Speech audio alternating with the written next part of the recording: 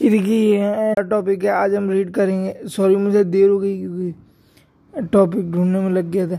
Arteries which do not anastomose with their neighbouring end arteries. Example central artery of retina. Central artery of retina बहुत important है।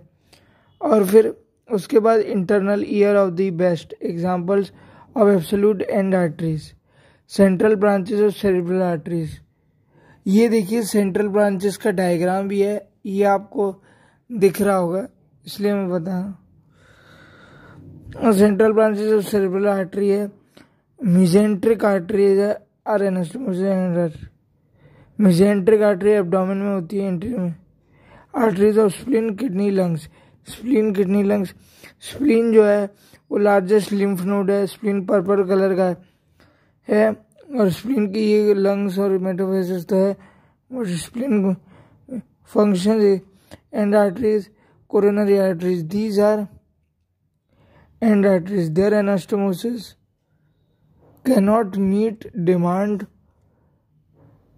Of myocardium, मतलब वो उसकी demand meet नहीं कर सकती शायद ब्लड सप्लाई की, इसलिए वो एनास्टोमोस नहीं करती। Anastomosis are between right and the left coronary, including many anastomosis between the branches of coronary arteries. coronary arteries ये है और अब इसकी इम्पोर्टेंस बता रहे हैं। Importance diffusion of any and artery causes serious nutritional disturbances resulting in death। मतलब nutritional क्योंकि एंड आर्टरी क्योंकि ब्लड सप्लाई कम हो जाती है, न्यूट्रिशन डेफिसिट हो जाता है। जो भी आर्टरी न्यूट्रिशन ले जाएगी वो अगर डेफिशिएंट हो गया तो पेशेंट को डेथ भी हो सकती है of the tissue supplied by it. Tissue ही नहीं supply. For example occlusion of central artery और retina result in blindness. Occlusion मतलब फटना, ऑक्लूड हो गई तो वो ब्लाइंडनेस के उसमें हो जाती है। सेंट्रल आर्टरी मैंने बोला ना, सेंट्रल आर्टरी से ही हमें दिखता है, वो मेन आर्टरी रहती है।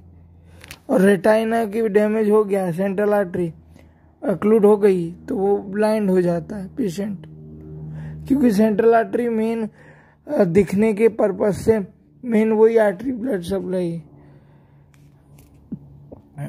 दो molecular regulation of agenesis and vascular genesis.